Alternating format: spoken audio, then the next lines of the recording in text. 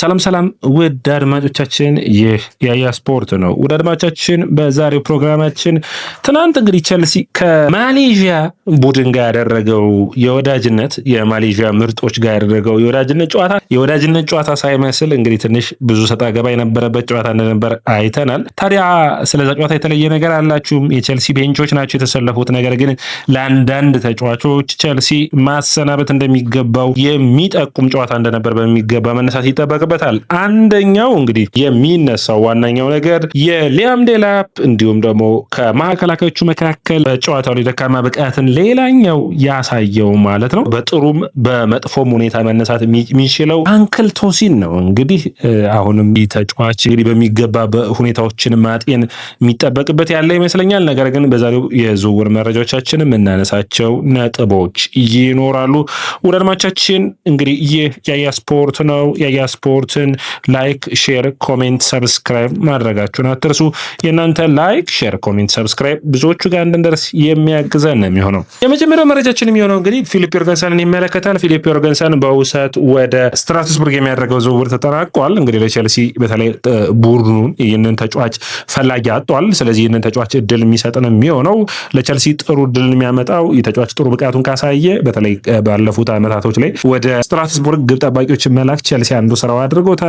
አንደኛው ፔደርሰን ነው። ፔትሮቪች ነበር። ፔትሮቪችን ወደ በርንማውዝ ማቅናት የቻለው እንግዲህ በስትራስቡርግ ባሳየው ድንቅ ብቃት ነው። እንግዲህ ጥሩ እድል የሚመጣ ነው። ፔደርሰን ሁለተኛ ግብ ጠባቂ ሆኖ በዋናው ቡድን ውስጥ የምናየው ይሆናል። ሁለተኛው መረጃችን የሚሆነው ቶሲንን የሚመለከት ነው። ቶሲን የቀድሞው አሰልጣኙ አንድሬ ሲልቫ ይህንን ተጫዋች ለመውሰድ ወደ ቤኔፊካ በውሰት ይፈልጋሉ። ይህ ዝውውር እንግዲህ ትንሽ አስቸጋሪ የሚያደርገው የውሰት ዝውውር መሆኑ ነው። ትንሽ በዚህ ሁኔታዎች ውስጥ ቸልሲ በውሰት ምን ያክል ተጫዋቹን ልኮ ለምን ያክል ጊዜ ይቆያል የሚለው ወሳኝ ቢሆንም የመግዛት መብት ይኖረዋል፣ የመግዛት ግዴታ ይኖርበታል ወይ? ትልቁ ጥያቄ ነው። ነገር ግን ቸልሲ ከቤኔፊካ ጋር በተጫዋች ጉዳይ ድርድሮችን እያደረጉ እንዳለ አንዳንድ መረጃዎች ወደ ፖርቹጋል ወጥተዋል። ቶማስ አራሆን ይመለከታል። ቶማስ አራሆ ቸልሲ ባለፉት 3 ዓመታቶች ውስጥ በሚገባ የመለመለው ተጫዋች እንደሆነ ይታወቃል። ቤኔፊካ በዚህ የዝውውር መስኮት የመሀል ተከላካያቸውን አንድሬ ሲልቫ ነጥተዋል። አሁን ደግሞ የማዕከላካያቸውን ሆነ አብሮ የሚያጣምረውን ቶማስ አራሆን የማጣት እጣ ፈንታ ገጥሟቸዋል ማለት ይቻላል። እስከ 80 ሚሊዮን ዩሮ ነው የኮንትራት ማፍረሻው። ነገር ግን 50 ሚሊዮን ዩሮ የንን ተጫዋች የማግኘት እድል ይኖራቸው። ቶማስ አራሆ በጣም አስደናቂ የማዕከላካይ ነው። አድማጮቻችን ቸልሲ ይህንን ተጫዋች የሚያገኘው ከሆነ በተለይ በመስመሮች በባለፈው ጨዋታን በጉዳት የራቀውን አሮን ሲልሞን እንዲሁም ደግሞ ስብስብ ውስጥ የተከላካይ መስመሩን ማጠናከር የሚችሉበት እድል ሰፊ ነው ብዬ አስባለሁ። ከተከላካይ መስመሩ ዜና ሳንወጣ ቸልሲ በመጨረሻም የመሀል ከላካዩ ላይ ከነበሩ ተጫዋቾች መካከል ትራቨር ቻሎባ ሙሉ በሙሉ ወደ ኮሞ አቅንቷል። 30 ሚሊዮን ዩሮ እየታየ የሚጨመር 6 ሚሊዮን ዩሮ ሙሉ በሙሉ ዝውውሩን ይፋ የሚያደርገው ይሆናል። ቸልሲ የዝውውር መስኮቱ እስከሚጠናቀቅ ድረስ የተከላካይ መስመሩ ላይ ጠንክረው የሚሰሩ ይሆናል። በተከላካይ መስመሩ ላይ የሚፈልጓቸው ተጫዋቾች አሉ። ከነዛ ውስጥ መካከል እንግዲህ አንዱ ቶማስ አራሆ ነው። ሌላኛው የአትላንታው መሀል ተከላካይም መረሳት የለበትም። ከፕሪሚየር ሊጉ ተከላካዮችንም የሚፈልጉበት እድል ይኖራል። ነገር ግን ላኳና እንዲሁም ደግሞ ሞርጋን ሮጀርስ ስብስቡን በዚህ ሳምንት አጋማሽ የሚቀላቀሉ ይሆናል። ሄንደርሰንም መረሳት የለበትም። ስለዚህ እነዚህ ተጫዋቾችን አካተው ለቀጣዩ ሳምንት ተጠባቂው የሆነው ጨዋታ በቅድመ ውድድር ጨዋታዎች የሚያደርጉ ይሆናል። ቀድሞ ውድድር ጨዋታ እንግዲህ በተለይ ከዚህ በኋላ ስብስብ ውስጥ ወሳኝ የሆኑትን ተጫዋቾች የሚያሰልፍበት ነው የሚሆነው። በተለይ ደግሞ በባለፈው ከሚላን ጋር ያየነውን ቲም በወጥነት የሚቀጥል ነው የሚሆነው። እንግዲህ ወሳኝ ነው የሚሆነው። ሪያል ሶሴዳድ ጋር ነው የሚያደርጉት። ወሳኝ ጨዋታ ነው የሚሆነው። አድማጮቻችን እንግዲህ የላኳ ሞርጋን ሮጀርስ፣ ባርኮ እና ሄንደርሰን ናቸው ስብስቡን የሚቀላቀሉት። ሪሲ ጄምስ እና ጉስቶም የሚቀላቀሉ ይሆናል። ኤንዞ ፈርናንዴዝም እነዚህ ደግሞ ከረፍት የሚመለሱ ይሆናል። ወደ 7 ተጫዋቾችን ስብስብ ውስጥ የሚቀላቀል ይሆናል። ስለዚህ ብዙ ተጫዋቾች ስታንፎርድ ብሪጅ ቸልሲ የሚለቁ መሆኑን የሚጠበቅ ነው የሚሆነው። ሚካኤል ሙድሪክ አንዱ ከሚለቁ የመስመር ተጫዋቾች መካከል አንዱ ይሆናል ተብሎ ይታሰባል፣ በውሰት ማለት ነው። ፔድሮ ኔቶም ስብስቡን ሊለቅ የሚችልበት እድል አለ። አርሰናል ዛሬ ለተጫዋቹ ሁኔታ ኤጀንቱን ሜንዴዝን ከራዎችን አድርገዋል። ንግግሮች እንዳደረጉ ሰምተዋል። 70 ሚሊዮን ፓውንዶች ቸልሲ በተጫዋቹ ላይ የለጠፈበት ዋጋ ነው።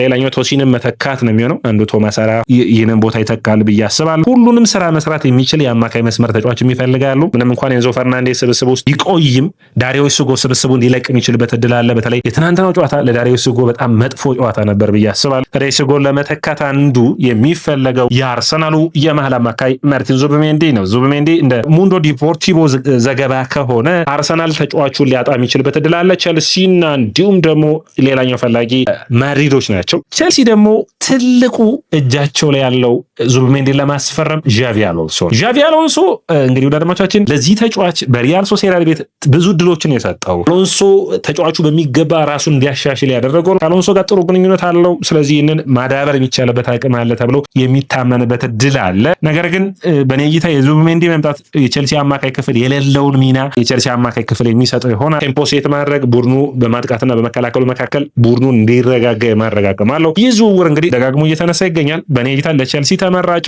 አሁንም ዙቢሜንዲን ከማስፈረም ይልቅ አሌክስ ስካትን ማምጣት ነው። ስካት ታዳጊ ነው። በቡድኑ ውስጥ መልመድን የሚችልበት እድል አለ። ከዛ ውጭ ደግሞ የተሻለ ብቃቱንም ማውጣት የሚችል የቀጣዮቹ ዓመታቶች ተመራጭ ተጫዋች ነው የሚሆነው። ስካት ብቸኛ 6 ቁጥር ሆኖ የመጫወትን ብቃት መኖሩ መረሳት የለበትም። ነገር ግን ቴምፖ ሴት ማድረግና ቡድኑን በማረጋጋትና የቡድኑን ቴምፖ በመቆጣጠር ጉዳይ ሌላኛው መነሳት የሚጠበቅበት በተመሳሳይ ፐርፎርማንስ ላይ የሚገኘው ላቪያ ነው። ላቪያ ግን 90 ደቂቃ የመጫወት አቅም አለው ወይ? ትልቁ ጥያቄ ያነ ነው የሚሆነው። በውድድር ዓመቱ 20 እና 30 ጨዋታዎችን 90 ደቂቃ የመጫወት ብቃት አለው ወይ ብዬ እኔ በበኩሌ አላምንም። የተጫዋቹ ያለ ጉዳት የሚያሳልፍ ከሆነ ግን ላቪያም ይህንን ቦታ በሚገባ የመሸፈን አቅም እንዳለው መነሳት የሚጠበቅበት ነው የሚሆነው። ቼልሲ ኤንድሪክን ከሚፈልጉ የእንግሊዝ ፕሪሚየር ሊግ ቡድኖች መካከል አንዱ ነው የሚሉ መረጃዎች ወጡ አይቻለሁ። ትንሽ ይህ እንግዲህ አስቸጋሪ የሚባል ቢሆንም ምክንያቱም ኤንድሪክን ማስፈረም በተለይ በውሰት ነው የሚሆነው። ቼልሲ ያንን ውሰትስ የመፈለግ ሂደቶች ይታዩበታል የሚለው ትልቁ ጥያቄ ሆኖ የሚጠበቅ ይሆናል። ወደ አድማቻችን ሌላኛው መረጃ የሚሆነው ሮኔቶን በሚመለከት እንግዲህ ፊሊፕስ ነው ያወጣው። በተለያዩ ጥሩ የሆኑ መረጃዎችን በማውጣት የሚታወቁ ጋዜጠኛ ነው። አንድ መረጃ ግን ልጨምር። በተለይ ደግሞ ጀርሚ ባይኖ ጊተንስን በሚመለከት ሮማዎች ተጫዋቹን ኢላማ አድርገውታል የሚል ነው።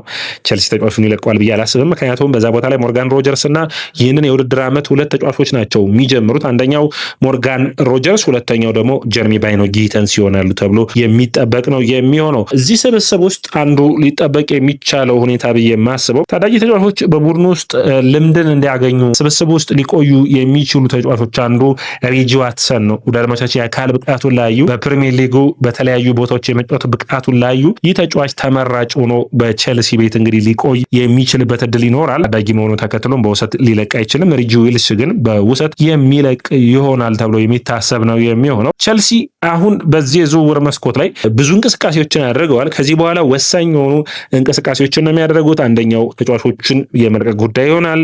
የባሪያሺል ዝውውር የሚጠበቅ ይሆናል። የቶሲን መልቀቅ የሚጠበቅ ይሆናል። መመዱ ሰር፣ ቺምፖንግ፣ ማሮናን ሲልሞን ጨምሮ በውሰት ስብስቡ ሊለቁ ይችላሉ። አዳዲስ የሚመጡ ተጫዋቾች ስብስቡ ጋር ተዋህደው የተሻለ ጥሩ ፐርፎርማንስን ለማሳየት ሙከራ የሚያደርጉ ይሆናል። ወደ አድማቻችን ይህ የስፖርት ነው። የስፖርትን ላይክ፣ ሼር፣ ኮሜንት፣ ሰብስክራይብ ማድረጋችሁን አትርሱ።